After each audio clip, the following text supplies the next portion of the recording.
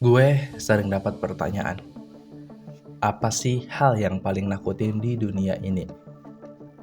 Sebagian orang jawab hantu, sebagian lagi jawab masa depan yang gak pasti. Tapi buat gue, hal yang paling menakutkan adalah ketika kepercayaan berubah jadi senjata. Baru-baru ini, kabar pahit datang dari Pati. Lagi-lagi sebuah pesantren yang seharusnya jadi tempat menanam akhlak justru menjadi saksi bisu kasus pencabulan yang dilakukan oleh oknum pengurusnya sendiri. Ini bukan cuma soal kriminalitas. Ini soal bagaimana sebuah jubah digunakan untuk membungkam akal sehat. Di kota-kota kecil seperti Pati, pesantren itu bukan sekedar sekolah. Itu adalah institusi yang sangat dihormati. Ketika orang tua menitipkan anaknya di sana, mereka enggak cuma menitipkan ijazah, mereka menitipkan masa depan, mental, dan keselamatan anaknya. Sosok guru atau pengurus di sana dianggap punya otoritas moral yang gak boleh diganggu-gugat. Dan inilah yang dimanfaatkan oleh oknum pelaku.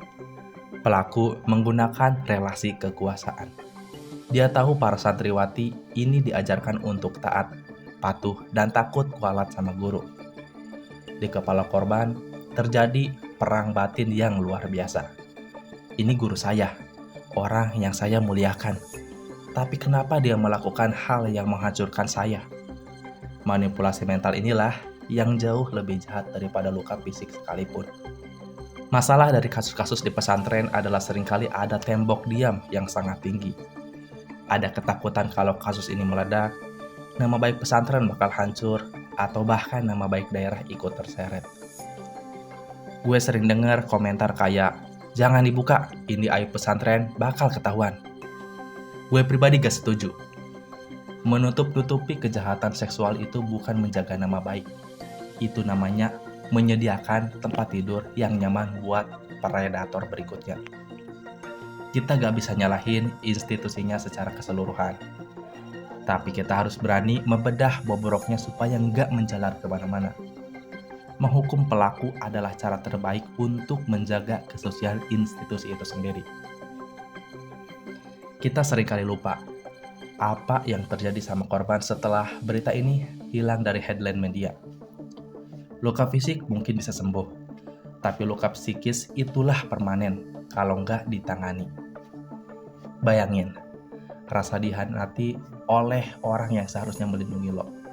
Bayangin, rasa takut untuk bicara karena takut gak dipercaya oleh lingkungan sekitar yang sangat menghormati pelaku. Pati dan daerah dimanapun di Indonesia harusnya mulai sadar kalau keselamatan anak-anak kita jauh lebih berharga daripada ego atau reputasi organisasi manapun. Kita butuh keberanian kolektif untuk bilang, cukup, tempat belajar gak boleh jadi tempat berburu.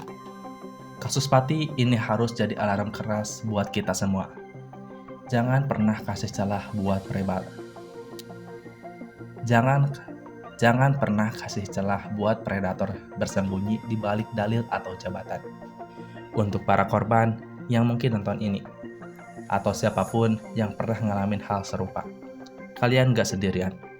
Suara kalian adalah kekuatan. Dan buat kita yang melihat, tugas kita bukan menghakimi, tapi merangkul dan memastikan keadilan itu tegak.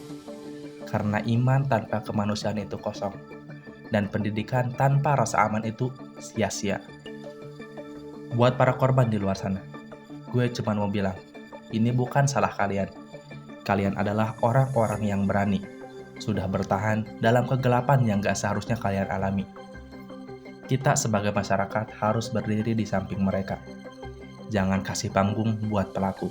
Jangan kasih ruang buat pembenaran. Hukum harus tegak seadil-adilnya. Karena pada akhirnya, jubah atau gelar sepanjang apapun gak akan bisa menutupi busuknya bangkai. Kebenaran mungkin telat datang, tapi dia gak akan pernah lupa jalan pulang. Segitu aja pembahasan hari ini. Sampai jumpa di pembahasan selanjutnya. Bye-bye.